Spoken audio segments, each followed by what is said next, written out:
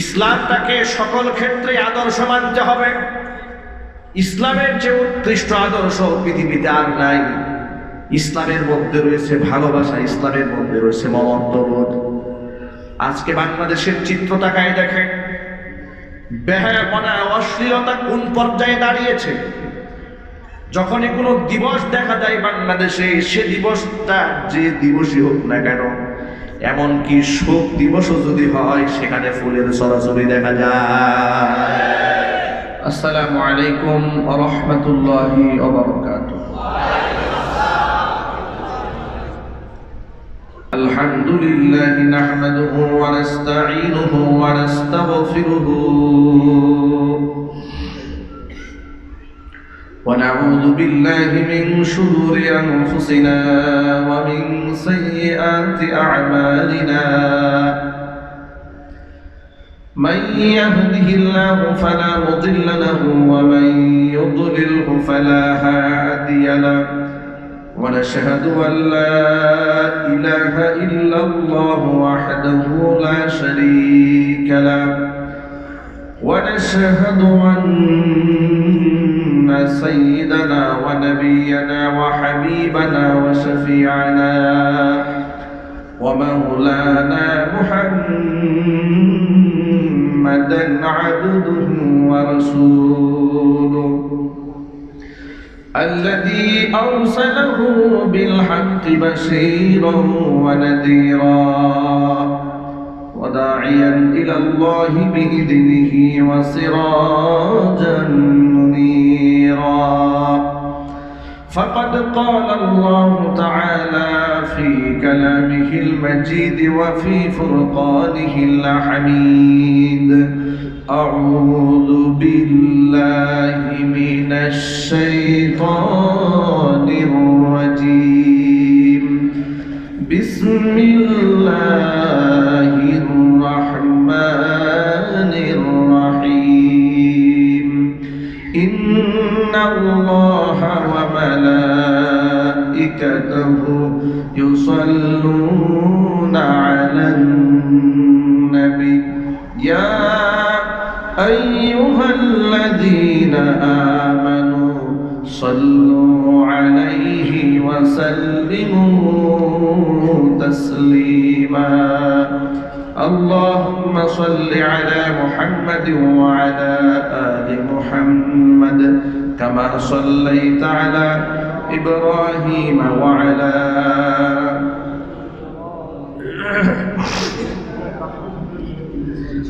اللهم بارك على محمد وعلى آل محمد كما باركت على إبراهيم وعلى آل إبراهيم إنك حميد مجيد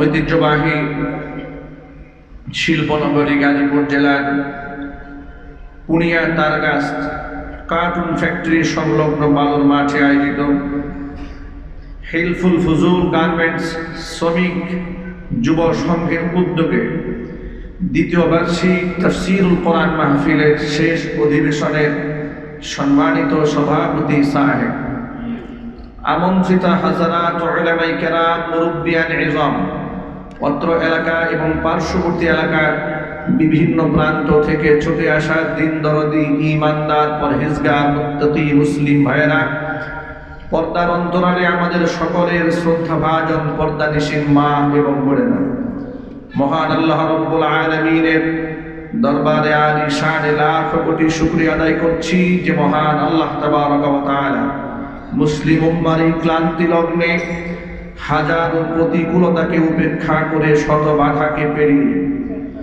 হাজার হাজার মানুষকে একত্রিত হয়ে আলোকিত পরিবেশে কোরআন সুন্নাহ থেকে আলোচনা করার, আলোচনা শোনার তৌফিক দান করেছেন। আপনারা খুশি না বেজার? কম না বেশি? উচ্ছ্বসিত কণ্ঠে, খুশি মনে, মন প্রাণ উজাড় করে আল্লাহ সুবহানাহু ওয়া তাআলা শেখানো ভাষায় শুকরিয়া আদায় করছি। জবান ছেড়ে দিয়ে সকলে একযোগে বলছি আলহামদুলিল্লাহ। রব্বানা লাকাল হামদ كثيرا طيبا مباركا فيه ربنا لك الحمد كما ينبغي لجلال وجهك وعظيم سلطانك আল্লাহ সুবহানাহু ওয়া তাআলা আজকে তাফসীরুল কোরআন মাহফিলকে কবুল করুন। হিলফুল ফুজুল গার্মেন্টস শ্রমিক যুব সংঘকে আল্লাহ পাক কিয়ামত পর্যন্ত কবুল করুন। সংগঠনের সভাপতি, সেক্রেটারি, কোষাধ্যক্ষ, সদস্যবৃন্দ, মুহিব্বিন, মুতাআল্লিকিন, সংশ্লিষ্ট ব্যক্তিবর্গ সকলকে আল্লাহ পাক দ্বীনের জন্য কবুল করুন। গার্মেন্টসে চাকরি করে অক্লান্ত পরিশ্রম করে বছরান্তে এমন একটি মাহফিল উপহার দেওয়া, এটা ইমানদার হওয়ার একটা বড় আলামত, ঠিক কিনা? এই সংগঠনে সেক্রেটারি, সভাপতি এবং সদস্যবৃন্দ যাদেরকে আমি দেখেছি, অধিকাংশের মুখে দাড়ি, আলহামদুলিল্লাহ, মাথায় টুপি ব্যবহার করছেন, সুন্নতি পোশাক তারা পরিধান করছেন, আলহামদুলিল্লাহ, তারা সুন্নাহর আলোকে নিজের জীবনটাকে আলোকিত করছেন। যারা শ্রমিক হন তাদেরকে ছোট করা কিংবা হেয় প্রতিপন্ন করার কোনো সুযোগ নাই। নবী করিম সাল্লাল্লাহু আলাইহি ওয়াসাল্লাম বলেছেন, আল কাসিবু হাবিবুল্লাহ, সহজে যারা কামাই করে খায় তারা হচ্ছে আল্লাহর দুষ্ট। শ্রমিকরা আল্লাহর বন্ধু। সুতরাং আল্লাহ পাক যেন এই বন্ধুত্বের মর্যাদা আপনাদেরকে রক্ষা করার তৌফিক দান করেন। হাজার হাজার মানুষ কোরআন শোনার জন্য আমরা এসেছি। কোরআন একটা আলোক পত্রিকা, হেদায়েতের বাস্তব নমুনা। কোরআন মানুষকে সঠিক পথের দিশা দেয়। কোরআন সমাজের সমস্ত অন্যায় দূর করার ক্ষেত্রে সর্বাধিক শ্রেষ্ঠতম বিশুদ্ধ ভূমিকা পালন করে। কোরআন মানুষকে যে পথের দিশা দেয় তা সংশয় মুক্ত, সন্দেহ এবং ত্রুটি মুক্ত, কালিমা মুক্ত। কারণ কোরআন নাজিল করেছেন কে? সবাইকে প্রাণ খোলা জবাব দিতে হবে, কোরআন নাজিল করেছেন কে? কোরআনের মধ্যে কি পরিবর্তন হবে? পরিবর্তন হবে। এই কোরআনকে বিকৃত করা যাবে? কোরআন বিকৃত করা যাবে না। ১৫০০ বছর আগে যখন সমাজের বাবারা তাদের মেয়েদেরকে নিজের হাতে জীবন্ত মেয়েকে দাফন করেছে, এতটুকু মায়া তাদের হৃদয়ে মেয়েদের জন্য স্পর্শ করে না। নারীদেরকে মানুষ মনে করা হতো না, যৌন দাসী মনে করা হতো। তাদের পিরিয়ডের সময় তাদেরকে ঘরে থাকতে দেওয়া হতো না। ঘর থেকে বের করে ছাগলের রুমের মতো রুম বানিয়ে পিরিয়ডের সময়গুলো নারীদেরকে কাটাতে হতো। এভাবে নারীদেরকে অবমূল্যায়ন করা হয়েছে। নারী সন্তান জন্মগ্রহণ করা কলঙ্কজনক হিসেবে আখ্যায়িত করা হতো। কোরআন মাজিদ এই তিক্ত ইতিহাস সূরা নাহলে আল্লাহ পাক বর্ণনা করেছেন।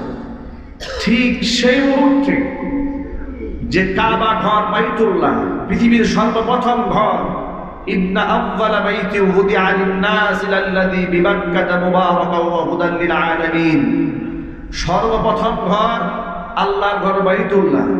সেই বাইতুল্লাহতে পৃথিবীর মানুষেরা, বিপদগামী লোকেরা ৩৬০ খানা মূর্তি ঢুকিয়ে দিয়েছিল। লোকেরা কাবাকে শ্রদ্ধার নামে নিজের কাপড় চোপড় খুলে কাবা ঘর তোয়াফ করেছে। সামান্য ইস্যুকে কেন্দ্র করে যুগ যুগ ধরে মানুষেরা ঝগড়া করেছে, মারামারি করেছে, দাঙ্গা হাঙ্গামা করেছে, মৃত প্রাণীর গোশত তারা ভক্ষণ করেছে। এমন পাশবিক অবস্থা যখন সমাজে সৃষ্টি হলো, তখন এই পাশবিকতা থেকে মানবিকতা ফিরিয়ে আনতে, অন্ধকার দূর করে, খোরাফাত কুসংস্কার দূরীভূত করে একটি আদর্শ সমাজ ভিত্তিক রাষ্ট্র পরিচালনা করার জন্য, মানুষদেরকে মানুষের দাসত্বের শৃঙ্খল থেকে বের করে আল্লাহ দাসত্বের দিকে ফিরিয়ে আনার জন্য আল্লাহ পাক আখির জামানার পয়গম্বর বিশ্বনবী মুহাম্মদ রাসূলুল্লাহ সাল্লাল্লাহু আলাইহি ওয়াসাল্লামকে দুনিয়াতে প্রেরণ করলেন। তার উপর নাযিল করলেন কোরআন। ঘোষণা দিয়ে দিলেন, আলিফ লাম রা কিতাবুন আনজালনাহু ইলাইকা লিতুখরিজান নাসা মিনাজ যুলুমাতি ইলান নূর।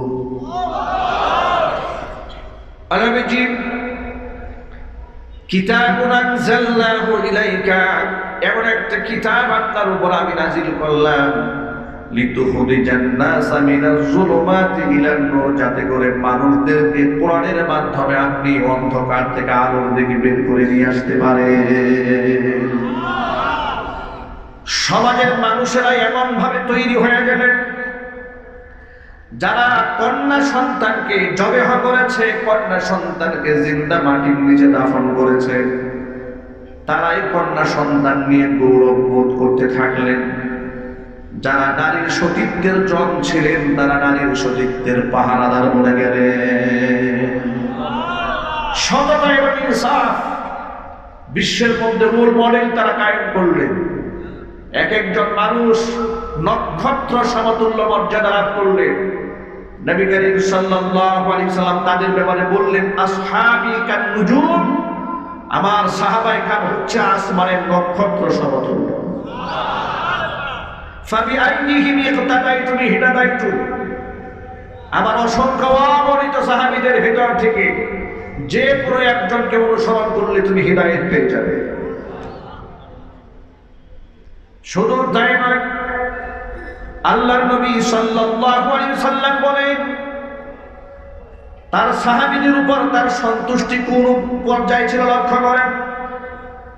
হুজুর বললেন, বনী ইসরাইল সম্প্রদায় ৭২ কাতারে বিভক্ত হয়েছে, আর আমার এই উম্মত ৭৩ কাতারে বিভক্ত হয়ে যাবে।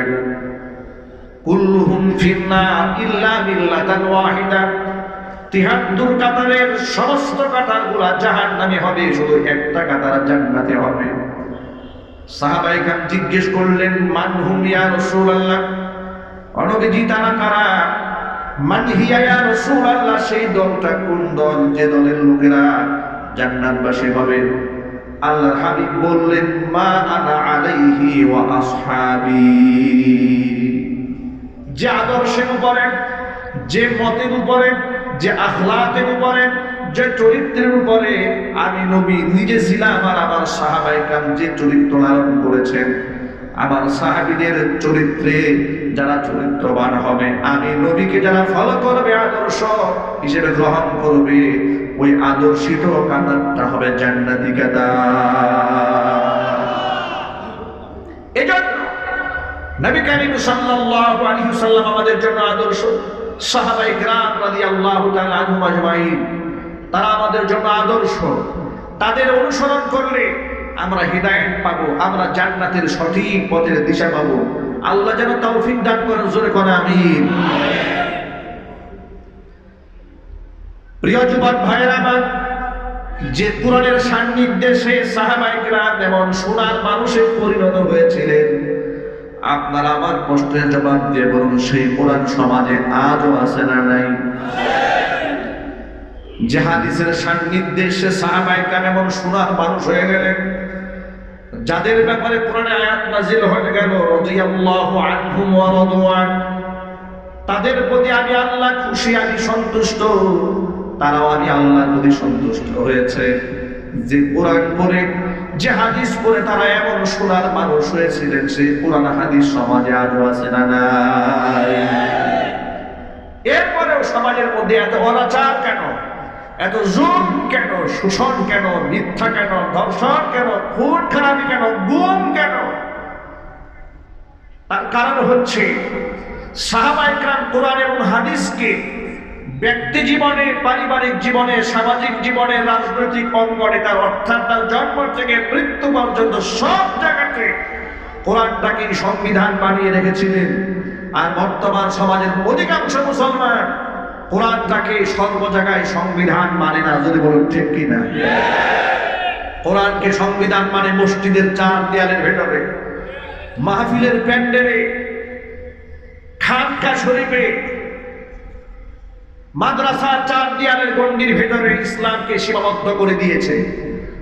জীবনের বৃহৎ অংশে মানুষ ইসলামকে ভুলে গিয়েছে বলে পদে পদে মুসলিমরা লাঞ্ছিত হচ্ছে, অপমানিত হচ্ছে। আবার জীবনের সকল ক্ষেত্রে ইসলামিক স্লোগান যেন মুসলমান দিতে না পারে। সকল অঙ্গনে ইসলাম, রাজনৈতিক অঙ্গনে ইসলাম, ব্যবসায়িক অঙ্গনে ইসলাম, চাকরি অঙ্গনে ইসলাম, এই সমস্ত কথা যখন আমরা বলি তখন সমাজের কিছু অসাধু লোক আছেন, তারা বলেন হুজুর ওয়াজ করেন, নামাজ রোজা হজ জাকাতের কথা বলেন, এতেই তো ভালো ছিল, আমরা রাজনীতি করতে গিয়ে কি চুরি করলাম না ডাকাতি করলাম, এই বিষয় নিয়ে হুজুরের এত মাথা ব্যথা কেন? এমন লোক সমাজে নাই? চিল্লাই বলতে হবে না। আমি জানতে চাই যারা রাজনীতি করেন তাদের কি কোরআনের দরকার নাই? সবাইকে জবাব দিতে হবে। রাজনৈতিক অঙ্গনে কোরআনের দরকার নাই? ব্যবসার অঙ্গনে দরকার নাই? চাকরি অঙ্গনে দরকার নাই? বিচারকের অঙ্গনে দরকার নাই? আদালতে দরকার নাই? পার্লামেন্টে দরকার নাই? কিন্তু সমাজের তথাকথিত বুদ্ধিজীবী আর সুশীল সমাজ আমাদেরকে এই মেসেজ গিলাবার চেষ্টা করছে, রাষ্ট্রের কোনো ধর্ম হতে পারে না। এ কথা বলে কিনা? রাষ্ট্রের নাকি কোনো ধর্ম হতে পারে না। বলে ধর্ম যার তার ব্যক্তিগত ব্যাপার, রাষ্ট্রের কোনো ধর্ম নাই। আমি বলি রাষ্ট্রের যদি ভাষা থাকতে পারে, রাষ্ট্রের যদি ফুল থাকতে পারে, ফল থাকতে পারে, রাষ্ট্রের ধর্মও থাকতে হবে। এজন্য মুসলমানের ঘরে জন্ম হওয়ার পরে রাষ্ট্র ধর্ম ইসলাম থাকবে, এ কথা যে মুসলমান মানতে নারাজ, আমি তাকে মুসলমান বলতেও নারাজ। মুসলিম হয়ে থাকলে জীবনের সকল ক্ষেত্রে ইসলামটাকে সামনে রাখতে হবে, কারণ আমার জীবনের যে ইসলামকে আমি বেশি ভালোবাসি। চিল্লাই বলো ঠিক কিনা? প্রিয় যুবক ভাইয়েরা আমার, সমাজের মধ্যে পাশবিকতা কিভাবে দূর হবে লক্ষ্য করেন। চোখের সামনে আমরা দেখতে পাই ব্রিটিশের কালো আইন বাংলাদেশে বাস্তবায়িত হওয়ার কারণে নাস্তিকেরা, খুনিরা, ডাকাতেরা মামলার জামিন পেয়ে যায়, আর আশিকে রাসূলদের ফাঁসির রায় হয়ে যায়। বাস্তবতা আছে না নাই? চিল্লাই বলে। কালো আইনের কারণে 95% মুসলমানের দেশে কোরআন দিয়ে কেন বিচার ব্যবস্থা চলবে না? কোরআন দিয়ে সমাজ কেন চলবে না? মুসলমানকে কোরআনের পক্ষে কথা বলতেই হবে। চিল্লাই বলো ঠিক কিনা?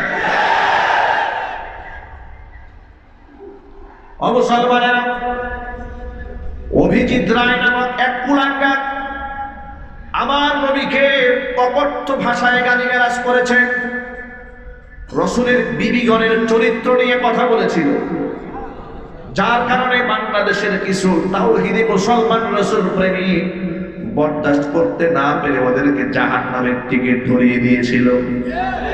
কথা কন ঠিক কি? ব্যক্তিগত আক্রোশ ছিল না, নিজের জায়গা জমি নিয়ে আক্রোশ ছিল না, রাজনৈতিক কোনো দ্বন্দ্ব ছিল না। তাহলে এই অভিজিৎ রায় নামক কুলাঙ্গারটাকে কেন পাঠিয়ে দিল জাহান্নামে? তার কারণ নবী প্রেমিকরা বরদাস্ত করতে পারে নাই যে আমি জিন্দা থাকবো আর আবার রাসূলকে গালমন্দ করা হবে। এটা তো কোনো মুসলমান সহ্য করার কথা নয়। জুড়ে বলেন ঠিক কিনা? জাহান্নামে যখন পাঠিয়ে দিয়েছে, গ্রেফতার তাদেরকে করা হলো। কয়েকদিন আগে রায় দেওয়া হয়েছে, তাদেরকে যখন ফাঁসির রায় শোনানো হচ্ছিল তখন এই ছেলেগুলা আদালত প্রাঙ্গণ থেকে ফাঁসির রায় শুনে হাসতে হাসতে বের হয়ে যায়। অবাক পৃথিবী তাকিয়ে রয় ফাঁসির রায় শুনে যুবকরা কি করে হাস্যোজ্জ্বল হয়। ওটা পৃথিবী হতবাক। ফাঁসির রায় শুনে মানুষ তো কান্না করে, আফসোস করে, পরিতাপ করছে। এই যুবকরা হাসে কেন? এই যুবকরা হাসছে তৃপ্তির হাসি।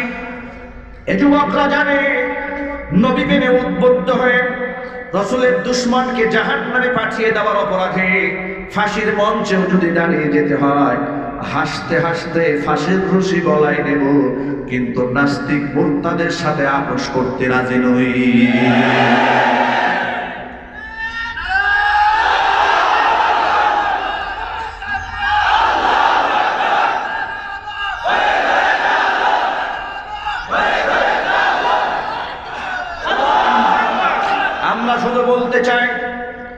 ফাঁসির দণ্ডপ্রাপ্ত আসামিকে তো রাষ্ট্রপতির ইচ্ছা করলে ক্ষমা করে দিতে পারেন।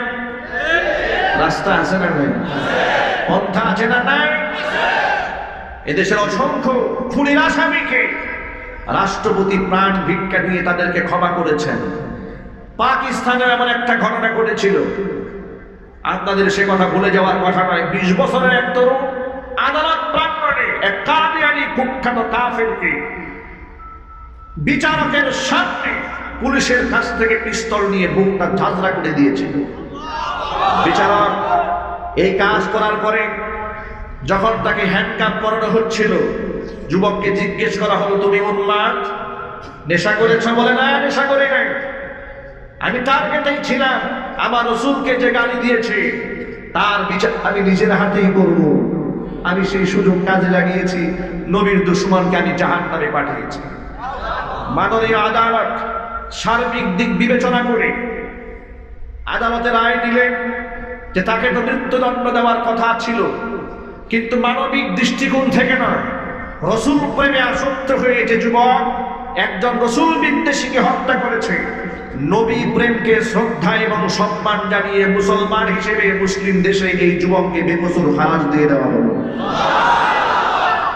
পাকিস্তানের আদালতে এই রায় ঘোষণা করা হলো। গোটা বিশ্ব এই রায় তাকিয়ে দেখেছে। এখনো পর্যন্ত ইউটিউবে সেই ভিডিওটা ভাইরাল আছে। এই খুনির কপাল ধরে ধরে মুসলমানরা চুমা খেয়েছে। এদেশের বাংলাদেশের তাওহীদি মুসলমানরা ওই যুবককে নিয়ে গর্ব করেছে। কিন্তু আশ্চর্যের ব্যাপার, পাকিস্তানের রাসূল প্রেমিক নিয়ে গর্ব হয়, বাংলাদেশের রাসূল প্রেমিক নিয়ে গর্ব করতে যুবকরা সাহস পায় না। কথা বলেন ঠিক কিনা? আমরা এর মাধ্যমে অন্যায় হত্যা করাকে সাপোর্ট দিচ্ছি না, কথা ক্লিয়ার বুঝতে হবে। আইন নিজের হাতে তুলে নিয়ে সমাজে বিশৃঙ্খলা সৃষ্টি করুক, এটা আমরা চাই না। আমরা চাই এটা বন্ধ হোক। বন্ধ হোক এজন্যই তো আমরা শতাব্দীর পর শতাব্দী, যুগ যুগ ধরে, বছরের পর বছর রাজপথে মিছিল করেছি, শাপলা চত্বরে গিয়েছি। নবী বিদ্বেষী নাস্তিকদের ফাঁসি আমরা রাষ্ট্রীয়ভাবে কার্যকর দেখতে চাই। যদি বলতে হবে ঠিক কিনা? এই অন্যায় সৃষ্টি হয় কেন? যখন আমরা দেখতে পাই আসাদ নূরের মতো একটা কুখ্যাত নাস্তিক যে বলেছে কুরআন শরীফের উপর দাঁড়িয়ে পেশাব করব, আমার রাসূলকে অকথ্য ভাষায় গালিগালাজ করেছে, অ্যারেস্ট হওয়ার পরে যখন এই লোকটা জামিন পেয়েছে, গোটা পৃথিবীর পরে 200 কোটি মুসলমানের কলিজা তখন ছিঁড়ে কান্না বের হয়েছে, কিন্তু তাদের সেই চিৎকার কেউ শোনেনি। আজ পর্যন্ত কোন নাস্তিকের বিচার বাংলাদেশে হয়েছে? আরো জোরে বলতে হবে। এদেশে নাস্তিকদের বিচার হোক, এটা কি আওয়ামী লীগ চায় না? বিএনপি চায় না? জামাত ইসলামী চায় না? জাতীয় পার্টি চায় না? মেজরিটি পার্সেন্ট মুসলমান। আমি যত মানুষকে জিজ্ঞেস করেছি, আমার আল্লাহকে রাসূলকে গালি দিলে তার মৃত্যুদণ্ড দিতে হবে, এর পক্ষে আপনারা কারা আছেন? সমস্ত বড় বড় নেতা থেকে শুরু করে পাতি নেতা, ছাতা নেতা, সব নেতা থেকে শুরু করে পাবলিক সবাই এক বাক্যে জবাব দিয়েছে, হ্যাঁ আমরা রাসূল বিদ্বেষীদের ফাঁসি দেখতে চাই, মৃত্যুদণ্ড কার্যকর দেখতে চাই। তাহলে এত মেজরিটি পার্সেন্ট মানুষের রায় থাকার পরে এদেশের সরকারের সমস্যা কোথায়? আইন কেন প্রণয়ন করা হয় না? নাস্তিকদেরকে অবশ্যই সর্বোচ্চ সাজা, মৃত্যুদণ্ড কার্যকর করতে হবে।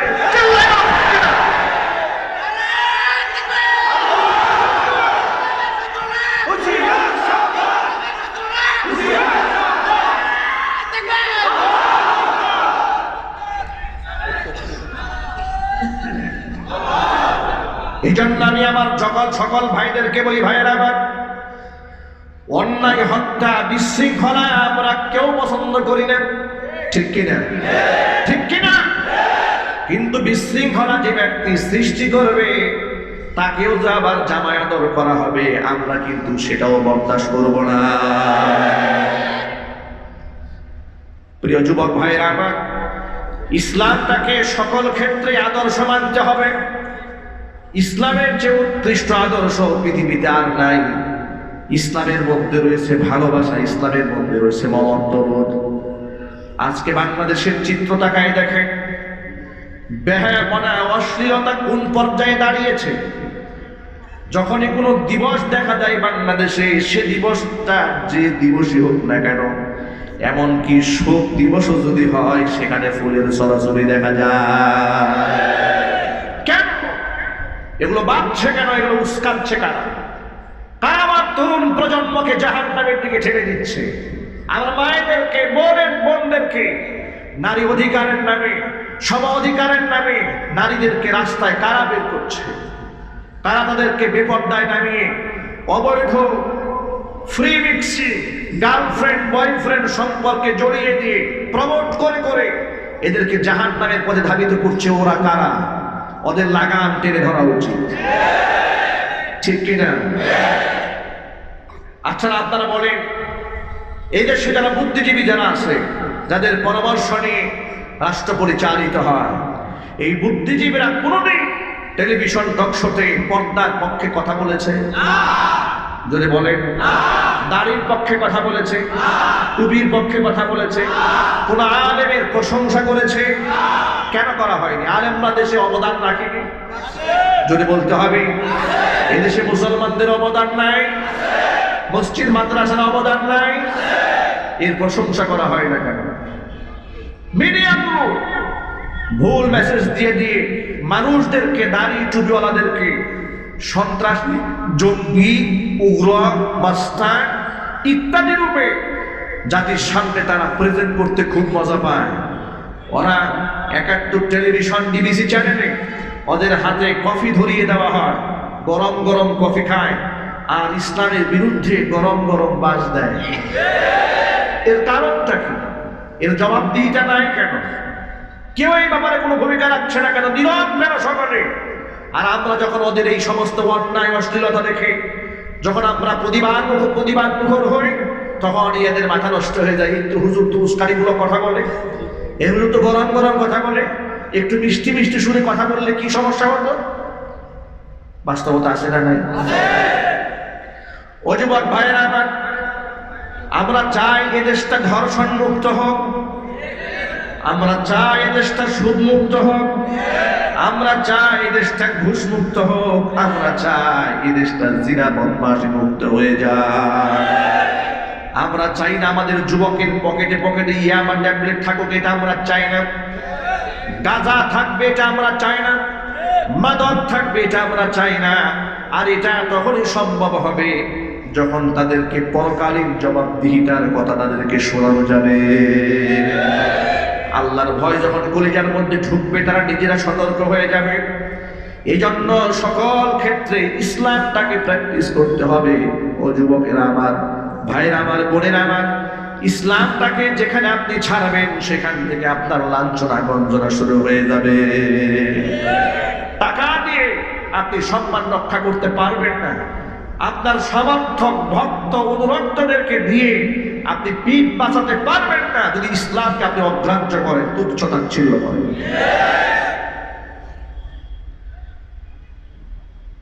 কিছু লোকেরা দেখবেন সামনে যখন পহেলা বৈশাখ শুরু হবে, এই গার্মেন্টস শ্রমিকদেরকে আমি দেখেছি যে পহেলা বৈশাখে অনেক মায়েরা বোনেরা বিপদগামী, বুঝে কিংবা না বুঝে তারা শাড়ি কিনে, যে শাড়ির মধ্যে ঢোল, তবলা, হারমোনিয়ামের ছবি দেওয়া থাকে, দুতরার ছবি, একতারার ছবি আছে না? শুধু নিজেরাই পরে না, বাচ্চাদেরকেও পড়ায়।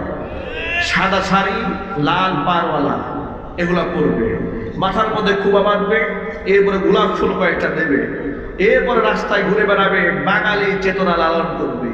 এই লোকটা জানে না, এই লোকটা জানে না এটা কোন বাঙালির চেতনা। এই চেতনা তোমাকে কে শিখিয়েছে? এই চেতনা তোমাকে শিখিয়েছে মুশরিক, মুরতাদ, ইসলাম বিদ্বেষী তথাকথিত সুশীল এবং বুদ্ধিজীবীরা। এটা ইসলামিক চেতনা নয়, এটা ইসলামিক কালচার নয়। ইসলামিক কালচার যদি লালিত হতো তাহলে আমার মা বোন ধর্ষিতা হতো না, আমার যুবকের চরিত্র ধ্বংস হতো না।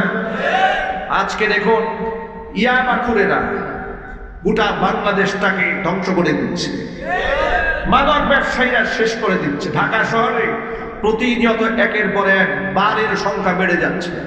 সে বারে গরিবেরা যায় না, ধনীর দুলানি নাইট ক্লাবে, ডান্স ক্লাবে কারা যায়? শিল্পপতিরা যাচ্ছে, গার্মেন্টস শ্রমিক মালিকরা যাচ্ছে, তাদের সন্তানেরা যাচ্ছে।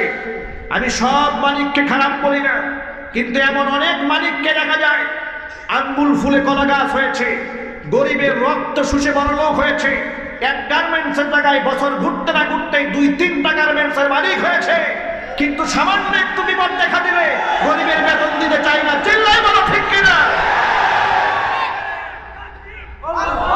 প্রায় সময় দেখা যায় ঢাকা থেকে ফেরার পথে টঙ্গী, তারগাছ, অমুক জায়গায় তমুক জায়গায় গার্মেন্টস শ্রমিক সড়ক অবরোধ করেছে।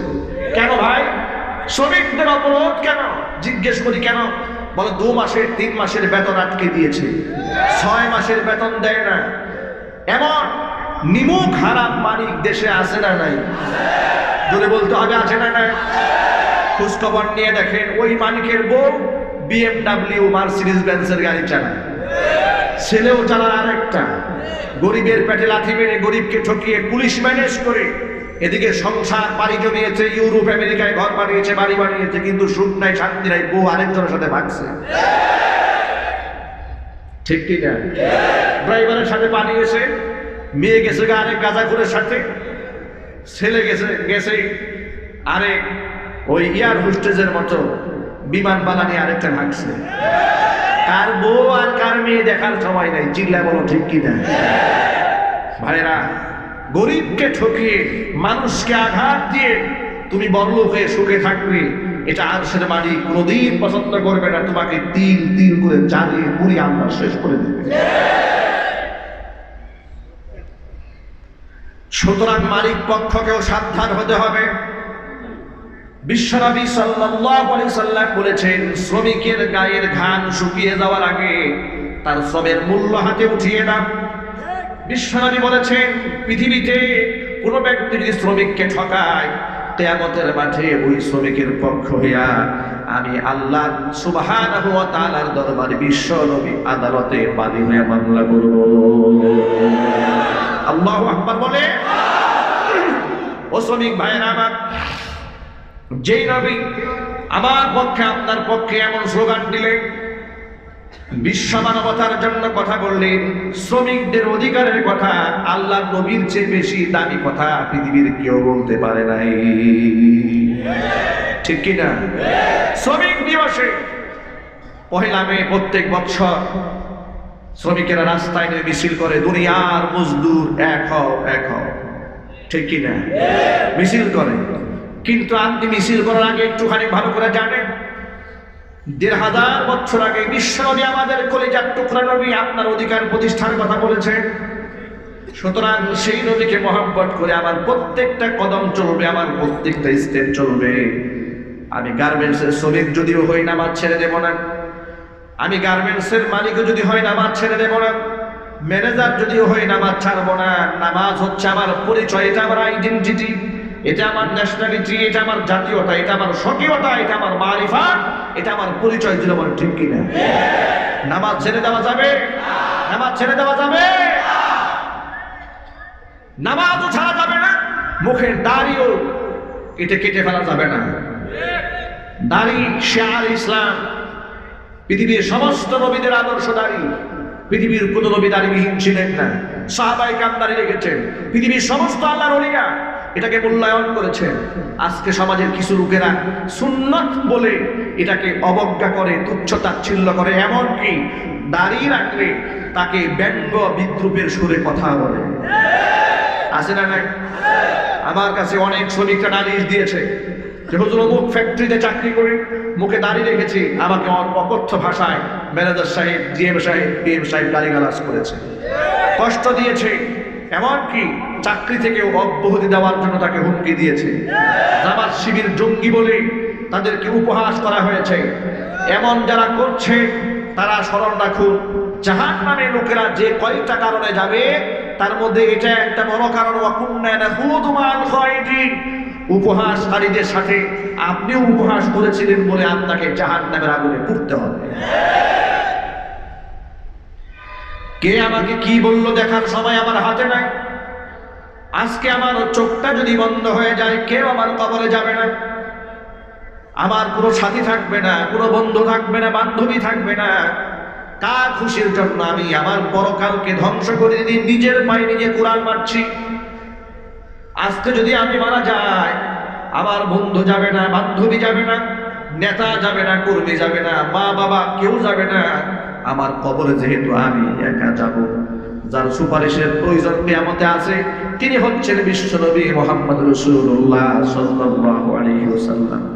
সারাটা জীবন ভর দুনিয়াতে আমার জন্য কাঁদলেন, কবরে কাঁদলেন, হাসরের ময়দানে যিনি কাঁদবেন সেই নবীকে আমি কষ্ট দিতে চাই না। আমি দাড়িবিহীন অবস্থায়, বেদাতি অবস্থায় কিয়ামতের মাঠে নবীজির সামনে দাঁড়াতে চাই না। আমি আমার হাবিবের সুন্নাহ নিয়া আমার রাসূলের সামনে আমি দাঁড়িয়ে যেতে চাই। ও যুবক ভাইরা আমার, ইন্তেকালের আগে বিশ্বনবী মুহাম্মদ রাসূলুল্লাহ সাল্লাল্লাহু আলাইহি ওয়াসাল্লাম বারংবার বললেন, আসসালাহ আসসালাহ ইয়া উম্মতি আসসালাহ ওয়া মা মালাকাত আইমানুকুম। ওয়া আমার উম্মতেরা, নামাজ ছেড়ে দিও না, নামাজ ছেড়ে দিও না, নামাজ ছেড়ে দিও না। অধীনস্থ দাস দাসীদের সাথে খারাপ ব্যবহার তোমরা করো না। ভাইরা আমার, কিয়ামতের মাঠে সমস্ত নবীরা একটা বাক্য বলবেন, ইয়া নাফসি ইয়া নাফসি। আল্লাহ পাক বলবেন, মুসা রে তোমার কোনো চাহিদা আছে? মুসা বলবে, রব্বুল আলামিন কিচ্ছু চাই না, শুধু আমাকে জাহান্নামের আগুন থেকে বাঁচাও। আদমকে জিজ্ঞেস করবেন, আদম তোমার চাহিদা কি আমার কাছে? আদম আলাইহিস সালাতু ওয়াস সালাম বলবেন, রব্বুল আলামিন কিচ্ছু চাই না, কোনো ডিমান্ড নাই, ডিমান্ড একটা, তুমি আমাকে বাঁচাও, আমাকে ভয়াবহ পরিস্থিতি থেকে আমাকে উদ্ধার করো। ইব্রাহিম আলাইহিস সালাতু ওয়াস সালাম বলবেন, ডিমান্ড কিচ্ছু নাই, শুধু আমাকে বাঁচাও। এভাবে সমস্ত নবীরা বলবে, আমাকে বাঁচাও। সর্বশেষ মুহাম্মদ রাসূলুল্লাহ সাল্লাল্লাহু আলাইহি ওয়াসাল্লামকে ডাকবেন, আর মাঠের এক কর্নার থেকে জবাব আসবে, উম্মতি ইয়া উম্মতি। এভাবে হুজুর যখন কান্নায় ভেঙে পড়বেন, আল্লাহ সুবহানাহু ওয়া তাআলা বলবেন, হাবিব আপনি কাঁদবেন না, আজকে আপনাকে আমি আল্লাহ খুশি করে দেব। ওয়ালা সাউফা ইউতিকা রাব্বুকা ফাতারদা। ভাইরা আমার, আল্লাহ রাব্বুল আলামিন বলেন, আপনাকে এই পরিমাণ আপনার চাহিদা পূরণ করে দেওয়া হবে যে আপনি খুশি হয়ে যাবেন। আল্লাহর নবী আল্লাহর কাছে ডিমান্ড করে বলবেন, রব্বুল আলামিন আমার একজন উম্মত জাহান্নামে থাকা অবস্থায় আমি নবী খুশি হতে পারবো না। আমাকে যদি খুশি বানাতে চাও, আমার উম্মতকে জাহান্নাম থেকে মুক্ত করে জান্নাতে ঢুকায় দাও। ভাইরা আমার, এভাবে যে উম্মতের জন্য নবীজি হাসরের ময়দানে কাঁদবেন আর ডিমান্ড করবেন, কোন জ্ঞানে, কোন আকলে, কোন মেজাজে সেই রাসূলের আদর্শ ছেড়ে দিয়া নাস্তিকবাদের আদর্শ আমরা গ্রহণ করেছি। খেলোয়াড়ের জার্সি গায়ের মধ্যে উঠিয়েছি, লজ্জা হয় না? নায়কের স্টাইলে চুল কেটেছি, লজ্জা হয় না? বিশ্বনবী মুহাম্মদ রাসূলুল্লাহ সাল্লাল্লাহু আলাইহি ওয়াসাল্লামের আদর্শ বাস্তবায়ন করে দাড়ি রাখলে, টুপি পরলে, নামাজ পড়লে লজ্জা হবে কেন? মেসিকে মোহাম্মত করে মেসির জার্সি গায়ে দিয়েছে, 10 নাম্বার প্লে কার্ড নিজের পিঠের মধ্যে বহন করে বেড়াচ্ছে, লজ্জা হয় না? রোনালদোকে দেখে দেখে মাথার চুল কামায় ফেলেছে, লজ্জা হয় না? ক্রিকেটারকে দেখে ক্রিকেটারের মতো জার্সি পরেছে, তার লজ্জা হয় না? দুনিয়ার এই সমস্ত নাপাক নারী লোভী মানুষদেরকে দেখে যদি তুমি তাদের মতো অনুসরণ করতে চাও, লজ্জা না হয়? বিশ্ব মানবতার কান্ডারি, দুজাহানের বাদশা, ইমামুল মুরসালিন রাহমাতুল লিল আলামিন মুহাম্মদ রাসূলুল্লাহ সাল্লাল্লাহু আলাইহি সাল্লামের আদর্শ গ্রহণ করবে, তোমার লজ্জা হবে কেন?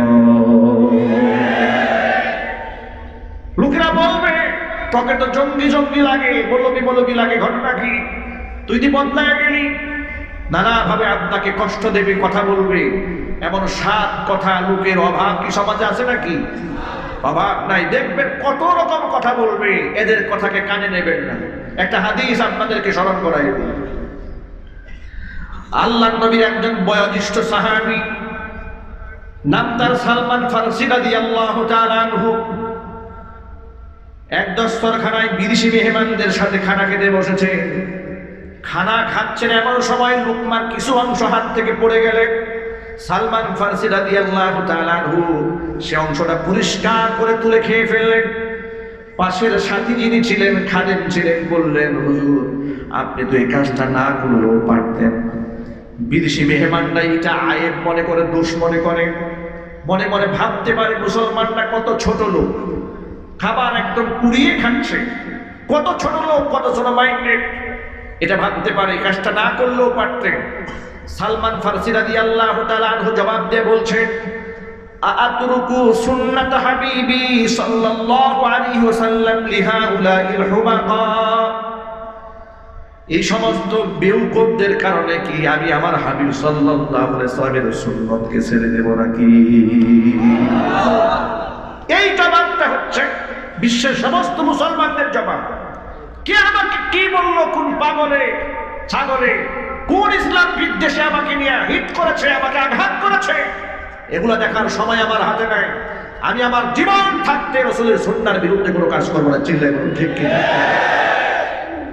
সমাজ সুন্দর হয়ে যাবে। মা বোনদেরকে বলছি, মা বোনেরা, হিজাব পরে পর্দা করে যখন আপনি চলবেন, দেখবেন কত লোকে আপনাকে কত রকম কথা বলবে। বান্ধবীরা উপহাস করবে, বলবে এটা আবার কোন হুজুরনি হয়ে গেল তুমি, আছে না নাই? তুমি তো হুজুরনি হয়ে গেল, রাবিয়া বসছে নাকি, এরকম বলে বলে আপনাকে উপহাস করবে। মা বোনদেরকে বলবো, মায়েরা বোনেরা, পর্দা আপনার অহংকার, পর্দা আপনার অলংকার, পর্দা আপনার রক্ষা কবচ। আপনি পর্দা করে চলবেন, সম্মান বাড়িয়ে দেবেন কে? যে জিনিস সহজে আর সস্তায় পাওয়া যায় তার দাম থাকে না। আমি বহুবার এই কথা বলেছি, ছাগলের দাম কম, হরিণের দাম বেশি। ছাগল এভেলেবেল পাওয়া যায়, দাম নাই। লোক ছাগল দিয়ে গালি দেয়, বলে তুই একটা ছাগল। প্রতিপক্ষ জবাব দিয়ে বলে তুই একটা রাম ছাগল, ঠিক কি না? কিন্তু বলে না তুই একটা হরিণ। হরিণ প্রশংসার ক্ষেত্রে ব্যবহার করে, তোকে দেখতে দারুণ লাগছে, তোর চোখ দুটো টানা টানা হরিণের মতো, ঠিক কি না? দাম বেড়েছে, অ্যাভেলেবেল পাওয়া যায় না। বনে জঙ্গলে থাকে যে সমস্ত নারীরা সহসায় নিজেকে পরপুরুষের সামনে বিলীন করে দিয়েছে, এগুলা ছাগলের মতো নিজের দাম নিজেই কমিয়ে ফেলেছে। পর্দায় থাকেন, আকর্ষণ বাড়বে। যৌতুক দিয়ে আপনার বিবাহ করতে হবে না, মহারণা দিয়ে সম্মানের সাথে নারীর মর্যাদা দিয়ে দিনদার পাত্র আপনাকে খুঁজে বেড়াবে। আর যদি নিজেকে বেশি স্মার্ট বানাতে চান, পশ্চিমা কালচার কিংবা পার্শ্ববর্তী ভারতে মুশরিকদের কালচার লালন করে পয়লা বৈশাখে এসব বৈশাখে নিজেকে যদি মেলে ধরেন, তাহলে দেখবেন রাস্তায় রাস্তায় ধর্ষিতা হয়ে কুকুরের মতো পড়ে থাকতে হবে। হাহুতাশ করে কোনো লাভ নাই। বাস্তবতাকে অস্বীকার করা যাবে না। বাস্তবতাকে অস্বীকার করার কোনো ওয়ে নাই, কোনো রাস্তা নাই, কোনো সুযোগ নাই। যদি আপনি কলা এখানে খুলেন, এখানে মাছি করবে, এটা একটা স্বাভাবিক ব্যাপার, ঠিক কিনা? এক দোকানদার ভাবলেন আমি একটু অফার দিয়ে দেই মানুষের জন্য, এখানে শিলা কলা কিনতে পাওয়া যায়। উনি বেশ কলাগুলা ছিলে দোকানের সামনে দিয়ে রাখছে, আর পাশের দোকানে বেচারা রৌদ্রে পুড়ে বৃষ্টিতে ভিজে কলা সব বিক্রি করে ফেলেছে। আর যিনি মানবতার কল্যাণে আরো অ্যাডভান্স করে সহজ মানে কলাগুলো ছিলে রেখেছে, সারাদিন বসে আছে। এই খাবার কেউ নেয় না, এই খাবার কেউ খায়ও না। বিকালবেলায় রিক্সাওয়ালা মনে মনে ভাবে 500 টাকার কলা কিনলাম, সারাদিন খুলে বসে রইলাম, এই কলা কেউ নিল না। এখন এই কলা কি অবস্থা হবে? পাবলিক ডাকে যে ভাই আমার কলা নিয়ে যান, কেউ নেয়ও না, ময়লা হয়ে গেছে। এখন মনে মনে ভাবে যে এই কলা যে 500 টাকাতে কিনলাম, 2 টাকা তো লাভ হলোই না, উল্টা যে এই কলা ডাস্টবিনে নিয়ে ফেলবো, আরো 20 টাকা খরচ হবে। কথা কন ঠিক কি না? কি বড় মুসিবত হয়ে দাঁড়িয়েছে।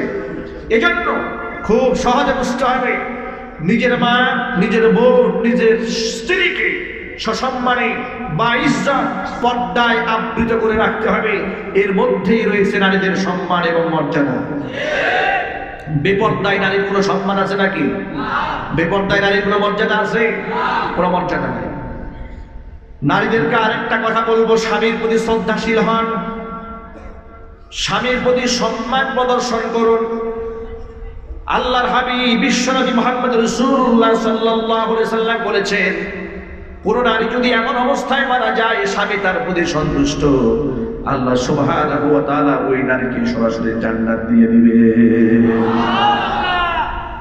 আজকালকে ডিভোর্সের সংখ্যা দিন দিন বেড়ে চলছে, তালাকের সংখ্যা বেড়ে যাচ্ছে, স্বামীর সাথে স্ত্রী, স্ত্রীর সাথে স্বামী মনোমালিন্য হচ্ছে, দিলের মোহাব্বত দিন দিন কমে যাচ্ছে। পেছনে কারণ হলো স্বামী তার স্ত্রীর অধিকার সম্পর্কে বেখবর, স্ত্রীও তার স্বামীর মর্যাদা সম্পর্কে বেখবর। উভয়ের মর্যাদার প্রতি লক্ষ্য রাখতে হবে। স্বামীও যেন স্ত্রীকে দাসী মনে না করে, ঘরের কাজের বুয়া মনে না করে, তাকে তার অর্ধাঙ্গিনী মনে রাখতে হবে এবং তার সম্পূরক মনে রাখতে হবে। পুরুষকেও এই মেন্টালিটি নিজের মাথায় রাখতে হবে যে এই নারী ছাড়া, স্ত্রী ছাড়া আমি কিন্তু অচল। যদি বলেন ঠিক কিনা? এমন ভাব যদি ঘরের মধ্যে দেখায় বউ, তুমি ছাড়াও কিন্তু আমার মহিলার কোনো অভাব নাই দেশে, তাহলে এই বউয়ের সাথে স্বামীর সম্পর্ক ভালো থাকবে? ভালো থাকবে না জুতা দিয়ে পিটাপিটি হবে, মারামারি হবে, কিলাকিলা হবে, গুতাগুতি হবে, 3 তালাক দিয়ে ফেলবে, এরপরে কান্নাকাটি শুরু হয়ে যাবে। না, প্রত্যেকেই আপন আপন জায়গা থেকে স্ত্রীকেও বুঝতে হবে, স্ত্রীও তার স্বামীকে বুঝতে হবে। এখানে অনেক পুরুষরা এসছে, আমি অত্যন্ত শ্রদ্ধা এবং বিনয় নিয়ে জিজ্ঞেস করতে চাই, ঘরে বউ রেখে আসছেন, বউ আছে কার কার হাত দেখতে চাই। বিবাহিত পুরুষ যারা, মাশাআল্লাহ আপনাদের কাতারে কিন্তু আমিও আছি, আমি 2 হাত তুলেছি, উঁচু করে ভালো করে। মাশাআল্লাহ মাশাআল্লাহ, আমাদের জুয়েল মন্ডল ভাই আমার অত্যন্ত ভালোবাসার পাত্র, তিনি চলে আসছেন। মাছটা খুলে বসে থাকলে অসুবিধা নেই, চেহারা সুন্দর, সবাই একটু দেখুক। ভাইরা আমার হাত নামা। আর অবিবাহিত যারা এখানে এসছে, বিবাহ করেননি, হাত তুলেন দেখি। মাশাআল্লাহ, অবিবাহিতদের সংখ্যা তো এখন কম নয়, ভালো আছে, মাশাআল্লাহ, হাত নামা। যারা বিবাহ করেননি অতি সত্বর বিয়ে করে ফেলবেন, বিবাহ দেরি করা যাবে না, খুব তাড়াতাড়ি দিনদার পাত্রী দেখে বিয়ে করে ফেলুন। নিয়ত আছে তো নাকি? আল্লাহ সুবহানাহু ওয়া তাআলা কবুল করেন। মোহর না দিয়ে সসম্মানে রানীর মর্যাদা দিয়ে স্ত্রীকে উঠায় আনবেন। যৌতুক দাবি করবেন না, যৌতুক খাওয়া হারাম, শুকরের মাংস খাওয়া যেমন হারাম। এই কথাটা মনে থাকবে। যৌতুক নেওয়া যাবে, আরো যদি বলতে হবে যৌতুক নেওয়া যাবে। আর বিবাহ করবেন যৌবনকালে, বুড়ো বয়সে যাদের বিবাহ করার নিয়ত আছে, নিয়ত এখন থেকে চেঞ্জ করে ফেলবেন। কি বুড়া বয়সে বিবাহ করলে কি লাভ আছে নাকি? লস ছাড়া কোনো লাভ নাই। আমার এক নিকট দুঃসম্পর্কে এক আত্মীয়া, বুড়ো বয়সে বিবাহ হয়েছে, স্বামী তার বুড়ো আর কি, মহিলাটা জওয়ান। তো বুড়ো স্বামী মোটামুটি একটা পর্যায়ে গিয়ে কিছুদিনের মাথায় আপনার স্বামীর দাড়ি চুল সাদা হয়ে গেছে। তো স্বামী তার জওয়ান বউ নিয়ে সিএনজিতে উঠেছে, কোথায় যেন যাচ্ছে। সিএনজি এক জায়গায় দাঁড় করিয়ে এই বুড়ো স্বামী দোকানে গিয়েছে কিছু একটা কিনতে। সিএনজির ড্রাইভার অনেক সময় বসে থেকে বিরক্ত হয়ে মহিলাকে বলছে, আপনার আব্বাকে ডেকে বলেন তাড়াতাড়ি ভাড়া দিতে। প্রিয় ভাইরা, এই কঠিন মুসিবতের সম্মুখীন কিন্তু হয়ে যাবেন। বুড়ো বয়সে বিয়ে করবেন, ছোট্ট বাচ্চা করে নিয়ে হাঁটবেন, লোকেরা বলবে আপনার দাদাকে বলেন ভাড়া দিতে। এই জন্যই মুসিবত হওয়ার আগে নবী করিম সাল্লাল্লাহু আলাইহি ওয়াসাল্লাম জওয়ানকালে যুবকদেরকে উদ্বুদ্ধ করেছেন দ্রুত বিয়ে করার জন্য। সুবহানাল্লাহ।